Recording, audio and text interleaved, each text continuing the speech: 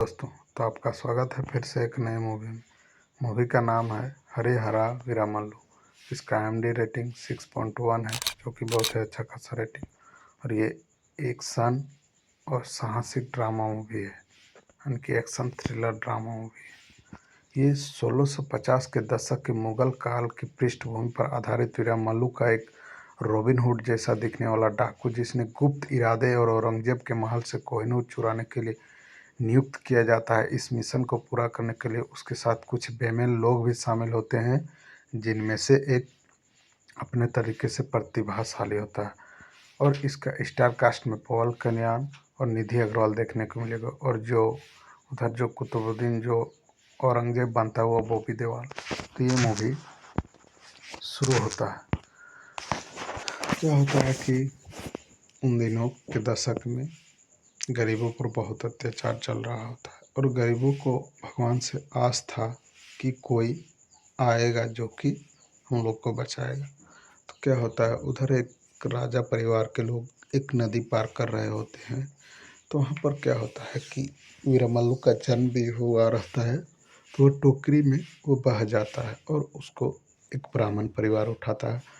जब उसका कुंडली और भविष्य देखता है और उसका एक गरुड़ छाया देता है, तो वो लोग समझ जाता है कि बहुत बड़ा एक योद्धा रॉबिन हुड जैसा बनेगा, लेकिन राजा नहीं रहेगा, ये बहुत बड़ा बनेगा। और फिर वो हमेशा से ये कहता है कि जो भी अमीरों का धन रहता है वो गरीबों में बांटता था चुरा चुरा के। मतलब उसको गरीबों का मसीहा वीरामल्लू को बना दिया गया था। जहाँ भी अत्याचार होता वीरामल्लू पहुँच जाता था। तो एक राजा इसी तरह किसानों पर अत्याचार कर रहा होता है, तो वहाँ पर वीरामल्लू आता है। और जैसे ही आता है तो वहाँ पर देखता है कि सर उठाना नहीं है, लेकिन ये आँख से आँख मिला के बात कर रहा होता है। तभी वो बोलता है कि तुम इन कुश्ती जो लड़ रहे हो उनको हरा कर दिखाओ।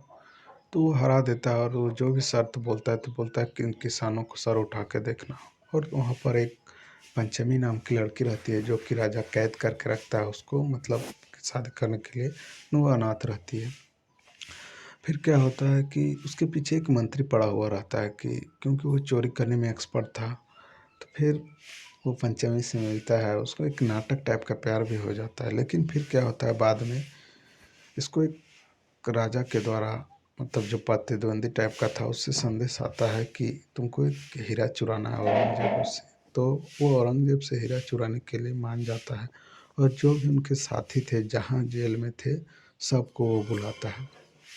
और इधर क्या होता है कि जब सब साथ में रहते हैं और पंचमी भी साथ में रहती है, तो अचानक से क्या करता है, जब औरंगजेब का हमला होता है सारे राजाओं से लड़ के, जब ये सक्सेस हो जाता है हीरा चुराने में, तो इधर पंचमी इसको लात मार देती है और औरंगजेब के हाथ में पकड़वा के वो हीरा लेके निकल जाती है। और वो एक डांस बार में डांस करती थी, मतलब राजाओं को मनोरंजन के लिए। तो फिर क्या होता है कि फिर इधर जब ये पकड़ा जाता है, तो औरंगजेब जब इसका हुनर देखता है तो वो भी अचंभित हो जाता है। और फिर क्या होता है कि इन लोग पूरा लड़ाई करते हैं, और पूरा एक तूफान टाइप का लड़ाई होता है।